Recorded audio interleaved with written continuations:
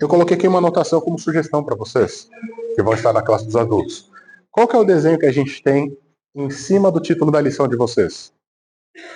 Qual que é o desenho? Um? Não.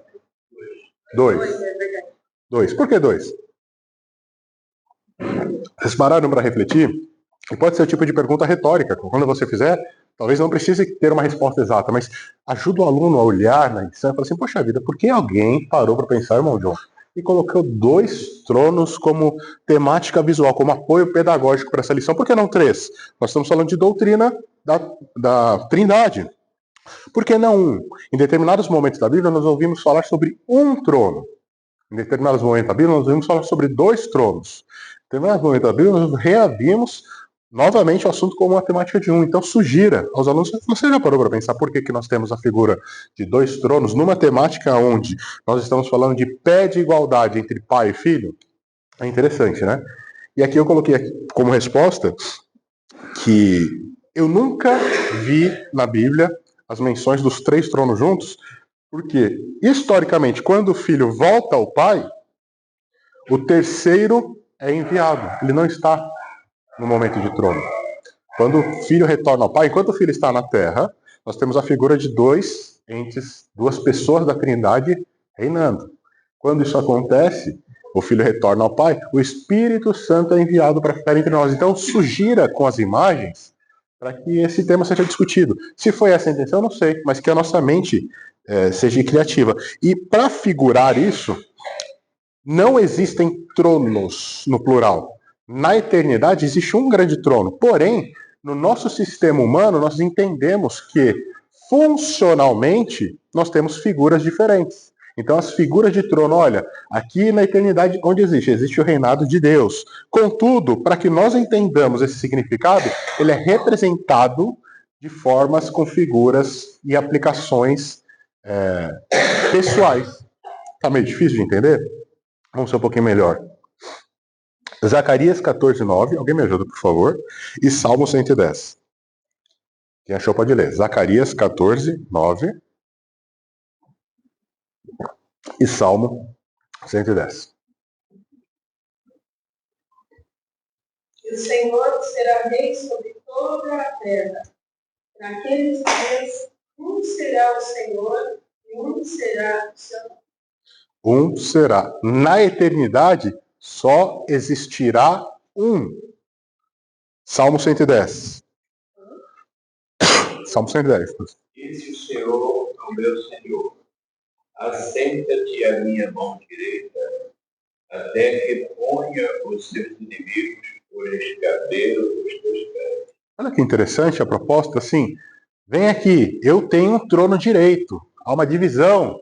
E quando isso romper-se, é o texto que a Regina leu de Zacarias, tornará-se um novamente. É a minha sugestão para uma didática e a gente ajudar o aluno a refletir também sobre as imagens. A imagem é um apoio pedagógico importante. E o sistema paterno foi o sistema usado por Deus para simplificar. Nós entendemos que Deus ele tenta simplificar conceitos para que nós possamos entendê-lo. Esse é o sistema paterno. Não quer dizer que necessariamente há uma relação dessa forma. Para que Deus seja exemplificado, ele precisa trazer palavras humanas. Eu consigo dizer o que é Deus sem usar uma palavra humana? Eu consigo explicar o que é Deus e como ele se relaciona com a gente sem usar uma palavra humana? Eu posso dizer que Deus é amor. Das duas, uma. Ou eu perco o significado da palavra amor, que se torna totalmente intangível, ou eu reduzo Deus a um sistema de uma palavra que tem poucas letras. Então, sempre uma palavra para dignificar, para trazer exatidão, ela vai ser de um conceito humano. A palavra paterno, pai, filho, essa relação que é exposta, é um sentido humano para que nós entendamos um pouquinho essa relação da triunidade. Ok? E aí eu tenho um problema. Eu falei assim, ok. Se a lição de hoje ela vem e fala o seguinte, existe um grupo que ela tende a desequiparar as três pessoas, eu estou usando a palavra pessoa porque literalmente é, nós lemos que muitas pessoas acreditam que isso é uma força, que isso é uma corrente, que isso é uma manifestação. Não é isso que nós estamos estudando, já fazem 3 aulas. Não é uma força cósmica, são 3 pessoas distintas. Isso é que nós acreditamos na Trindade. É muito difícil a nossa mente chegar. A minha também não chega, irmãos. Não pense que é diferente. E aí eu tenho um problema, então. Vamos ler esse problema em 2 capítulos? Rapidinho. João 14, 28. Mateus 24, 36. Use a Bíblia, irmãos, com bastante referência nos apoios teológicos da aula, porque senão nós ficamos racional. Mateus 24, 36, João 14, 28. Vou e venho para vós. Se me amasseis, certamente resultaríeis por ter dito: vou para o Pai, porque o Pai é maior. Opa! Pega só o finalzinho. Vocês ouviram o que ela disse? Quem está falando aí é Jesus. Eu vou para o Pai, porque o Pai é maior do que eu. Aqui surge o princípio bíblico. Irmãos, todos os princípios heréticos, todos os princípios que não são correntes, eles não surgem de pensamentos seculares, não surgem de pensamentos sociais, não surgem de literalidade. Eles surgem da própria Bíblia, está escrito. O Pai é maior que eu. Jesus, quando fala de si, fala o seguinte: ele é maior do que eu. Mateus 24, 36. Quem achou? Mateus 24, 36. Jesus continuou dizendo: Mais rápido, amor. Rápido e alto. mas ninguém sabe nem o dia nem a hora que tudo isso vai acontecer. Nem os anjos do céu, nem o filho, mas somente o Pai. Novamente, Jesus dando uma outra diferenciação. Ninguém sabe isso. Eu não sei isso. Só o Pai tem essa informação. Irmãos, nós estamos falando da temática de hoje é que Jesus, vou puxar aqui, é igual ao Pai. Nós estamos trabalhando uma temática de 4 aulas falando sobre a Trindade. E eu vejo o próprio Jesus dando uma declaração. Essa é uma pergunta difícil, não é uma pergunta fácil. Ele fala assim: ele é maior do que eu. E aí surge um pensador que fala o seguinte: olha, vamos pegar a declaração do próprio Cristo e tornar isso uma doutrina? E tornar isso um pensamento que nós devemos seguir? E qual que é o problema que nós temos? Ao mesmo da aula passada. Parece simples, mas a problemática no decorrer desse pensamento se torna algo complexo. Dizer que Jesus não é Deus parece uma coisa pequena. Tudo bem, ele pode ser um arcanjo, ele pode ser... Não tem problema. Tem problema, porque não há salvação. É a mesma coisa. Quando há uma hierarquia do pai e do filho, existe um problema no final dessa teoria. Que se nós não resolvemos no começo, nós vamos sentir lá na frente. Quem me ajuda? Quem é o professor voluntário que me ajuda a responder esse aluno impetuoso? O problema aí é a circunstância da ocasião. Porque quando Jesus disse que ele para um, ele não estava apresentado. Eles não aceitavam isso. Uhum. Na ocasião que estava ali no calor da situação, ele não pegou uma autoridade. O pai é melhor que eu. Mais uma vez, aí Jesus tirou o Deus do pai. Não aceitava Jesus no Cristo.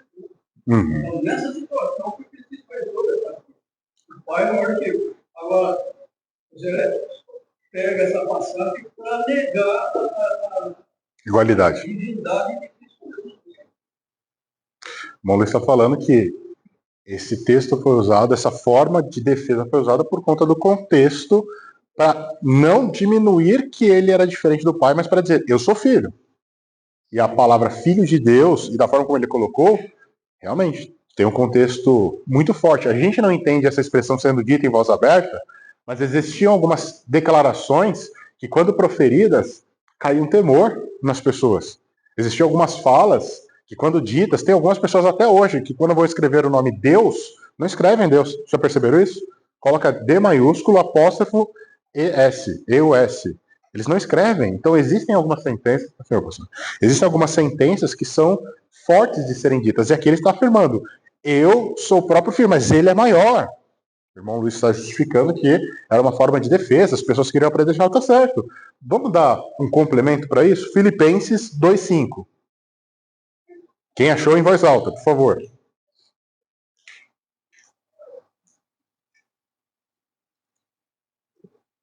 Rapidinho, irmãos. Não tenho mais. Seja a atitude de vocês a mesma de Cristo Jesus. Continua? Filipenses 2:5. Continua. Continua. Que, embora seja Deus, não considerou que o ser igual a Deus era algo a que devia apegar-se, mas esvaziou-se a si mesmo, vindo a ser servo, tornando-se semelhante aos homens. Legal. Tem uma outra palavra em uma outra tradução, se alguém tiver, ela traz um conceito bem amplo, que fala baixou-se. Qual que é o seu? Aniquilou-se. Aqui existe, então, uma denotação. Se os irmãos me permitem arrazoar sobre o problema, Deus, Pai, nunca se esvaiu da sua glória para nada. Cristo, o Deus encarnado, ele abdica, ele esvaria-se, ele se tira tudo, ele se seca e fala assim: vou descer, vou me tornar servo entre humanos. Consegue entender uma relação de subordinação aqui? Olha que interessante, é a base do erro doutrinário. Ele fala: eu vou me abdicar. Então, enquanto abdicado da sua glória, ele não está em pé de igualdade com o Pai. A declaração que ele deu está certa, ele não é mentiroso. O Pai é maior do que eu, por quê? Porque eu sou humano. Eu estou aqui entre vocês, eu estou aqui servindo vocês. Eu estou sem glória nenhuma. Se você pudesse pensar, qual que é o primeiro texto da Bíblia cronológico? Me ajuda, professor. Para a gente acordar. Se a nossa Bíblia fosse escrita, tem uma Bíblia assim, se a nossa Bíblia fosse escrita de forma cronológica, alguns que já estão começando a ler cronologia, qual que é o primeiro texto da Bíblia que seria colocado em ordem cronológica? João? O primeiro versículo não é Gênesis 1, porque no Gênesis 1 havia para criar. João 1 ele fala o seguinte: olha, no princípio existia o Verbo.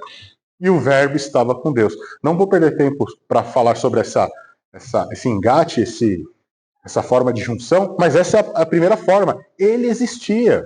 Olha só que interessante. Em determinado momento ele fala o seguinte: vou abrir mão de toda a minha glória e vou me reduzir ao ser humano. Para quê? Para poder salvá-lo.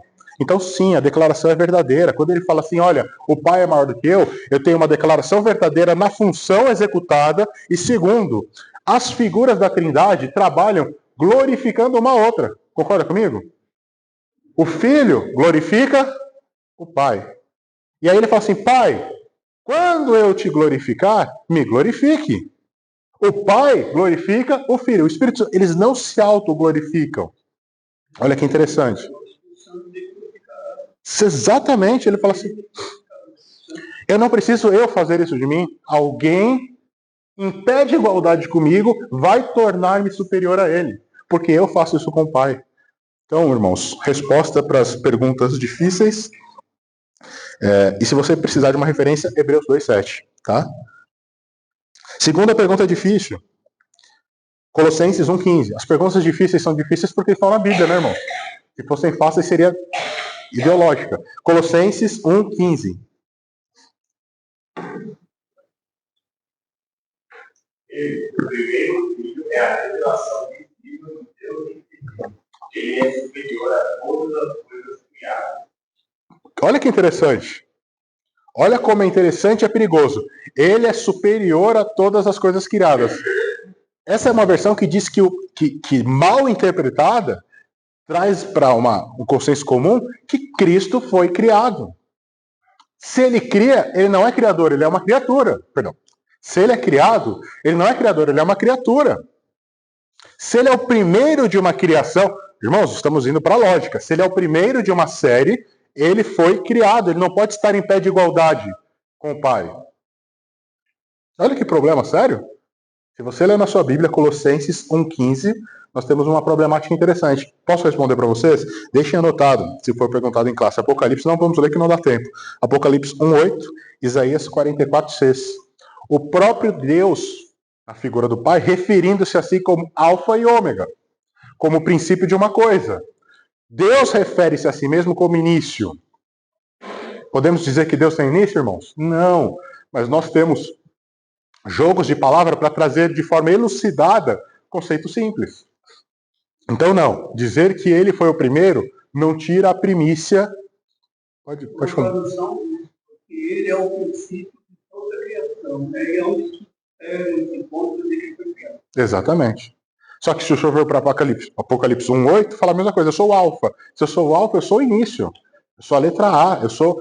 Não há início. Ele não tem existência. A existência ela precisa de um start. Ela precisa de...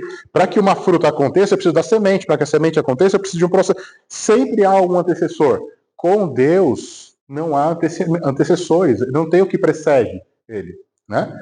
Então, é um jogo de palavras para que a gente possa entender de forma humana alguns outros conceitos. Uma verdade universal. Nós, quando falamos de Cristo, nós falamos de uma união hipostática.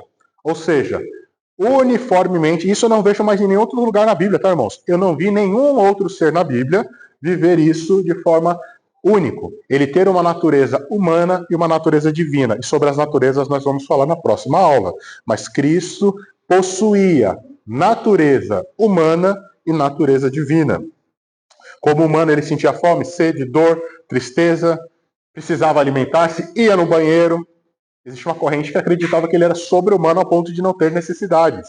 Não, ele tinha. A Bíblia fala em Mateus 4 que ele sentiu fome, por isso foi tentado. Que sentiu medo, que foi batizado, sentia frio, sentia vergonha de ser crucificado nu, sentia amor fraterno. Isso por conta da sua natureza humana. E como divino, ele era totalmente Deus. Ele era totalmente Deus. Essa é uma declaração que parece ofender os ouvidos, né? E tirando Cristo, eu não consigo ver nenhum outro personagem na Bíblia que viveu essa experiência. Ser totalmente Deus e totalmente humano. Com base nisso, a revista vai falar nos pontos 2. Se eu puder dar uma sugestão, irmãos, o ponto 2 é muito teórico. Passe por ele, óbvio. Mas não foque 100% na teoria. Olha, porque no século tal... Não, vamos tentar trazer para um sentido prático. E vamos falar desse arianismo e do subordinarismo. Ou seja, ele está subordinado a... Ele é menor do que alguém. Existe uma classe hierárquica. Isso é legal. O pensador da temática de hoje é Orígenes, aluno do nosso pensador anterior da aula passada, que traz para a gente... Eu fiz algumas anotações, não precisa deter muito sobre quem era, mas se nós pudermos usar alguns pontos das teses que foram ditas, eu vou separar 3 para nós podermos usar como pontos de refutação. O que é refutação? Quando isso acontecer, nos chama a atenção de que algo está errado. Todo e qualquer sistema que combata a Trindade. Todo e qualquer sistema que se recusa a um sistema triuno. Segundo ponto, todo sistema que coloca Jesus como criatura. Irmãos, criatura não pode ser criador. Se Cristo foi criado, João 1:1, como disse a Regina, se o primeiro versículo em ordem cronológica da Bíblia é João 1:1, ele não tem início. Como homem, como natureza humana tem. Nós vamos ver isso na próxima aula.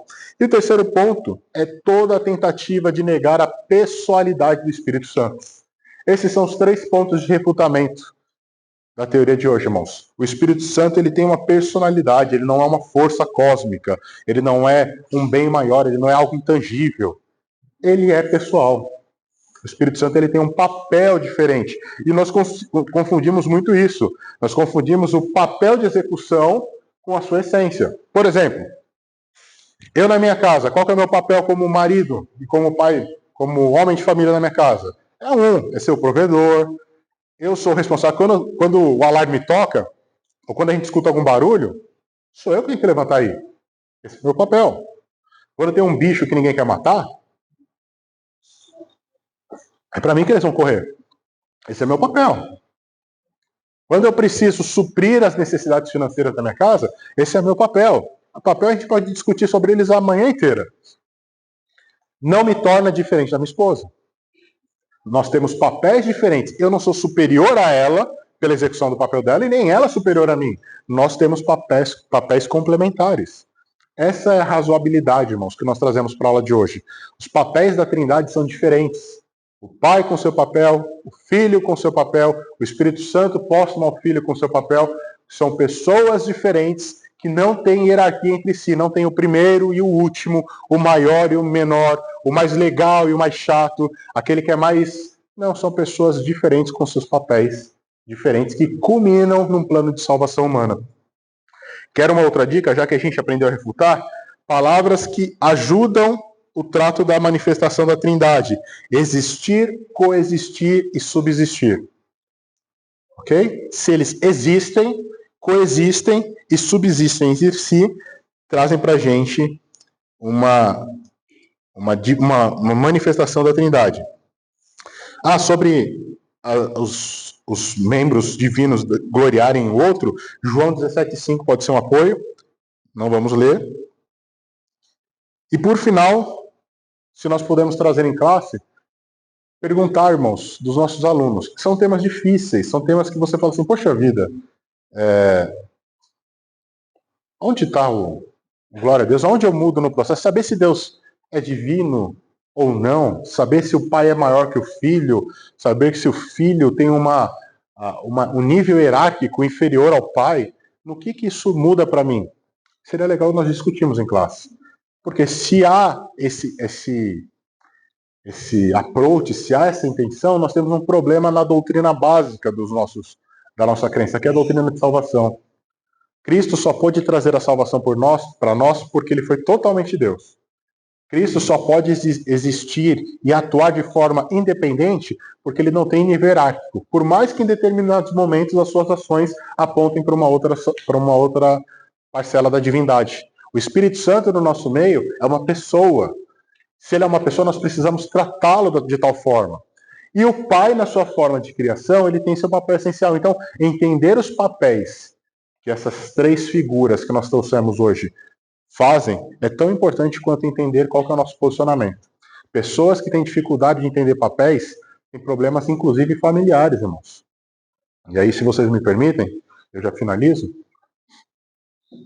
Em casa, nós temos papéis diferentes, nós temos personalidades diferentes. No trabalho, nós temos papéis diferentes. No trabalho, nós temos uma relação de hierarquia. Na igreja, nós temos uma relação de hierarquia. Nós precisamos entender que conceitos humanos servem para exemplificar o trato divino. Mas muito cuidado, nem todo conceito humano, aliás, vou reformular, nem toda divindade está limitada a um conceito humano. Eu preciso, em determinados momentos, pegar a mão de alguns conceitos e falar o seguinte, irmão Antônio, eu não sei porquê, eu não tenho a capacidade de entender isso plenamente, mas não quer dizer que isso não aconteça. Eu não sei como, eu não consigo explicar para os irmãos com uma assertividade simples como funciona essa sistemática, que às vezes parece contradizer, mas eu preciso ter fé, isso acontece. Daniel, então você está pedindo para eu ter fé de forma cega? Não, eu estou pedindo para que você sature o máximo possível a sua mente. Se permita pensar, se permita discutir com alguém que tenha ideias diferentes do que você. Permita-se. Mas não se apegue à falta de respostas. Existem coisas que só serão plenas na eternidade. Nós não vamos ter como responder na sua plenitude aqui. E não responder na plenitude não quer dizer que não existam, não quer dizer que estão errados, não quer dizer que são diferentes. Amém, irmãos? Está todo mundo acordado comigo aqui? Colocar o culto de sábado é pesado, né? A gente fica todo mundo com sono. Daqui a pouco tem cafezinho para a gente acordar. Vamos ficar de pé, vamos fazer uma oração. Hoje, fazendo uso oportuno do tempo, 9 horas. Nós vamos ter aula em classe hoje falando então sobre a questão da hierarquia divina. Quem é maior, quem é menor, como funciona essa relação. E na semana que vem o foco vai ser a natureza humana e divina de Cristo. Convide, irmãos, aquele que você não vê hoje na sala, aquele que você sente falta, convide para que na semana que vem ele esteja em classe aprendendo conosco. Vamos orar? Senhor Jesus, nós queremos te louvar e te agradecer, meu Pai, por essa oportunidade de refletirmos de um assunto tão difícil, tão complexo, que às vezes, para as pessoas mais eruditas, para os acadêmicos mais brilhantes, faltam palavras para tornar simples. Então nós não temos a pretensão, Senhor, de elucidar aquilo que não é claro, de tornar simples, de tornar fácil um assunto tão complexo. Nós temos a única pretensão de te louvar, de te adorar e de refletirmos a respeito, meu Deus. Por isso, fale o Senhor a cada coração. Use a boca do professor que vai lecionar essa manhã para que ele transborde do que o Senhor tem para a vida dos alunos. E com o coração dos alunos, meu Deus, amadureça essa semente, que essa semana seja germinada. E como ontem nós ouvimos a sua palavra, que ela seja justificada, que ela cresça e dê frutos, meu Deus. Que não seja uma semente só para que nós sejamos cheios, mas que nós possamos frutificar ao outro do que nós estejamos, meu Deus, transbordando, daquilo que nós estejamos aprendendo. Então, meu Deus, nós te louvamos, nós te agradecemos. Traga em paz aquele aluno que está a caminho da sua casa, Senhor. Nos dê uma manhã abençoada e um culto abençoado nesse domingo, é o que nós te pedimos, em nome de Jesus. Que o Senhor nos dê uma boa aula, irmãos.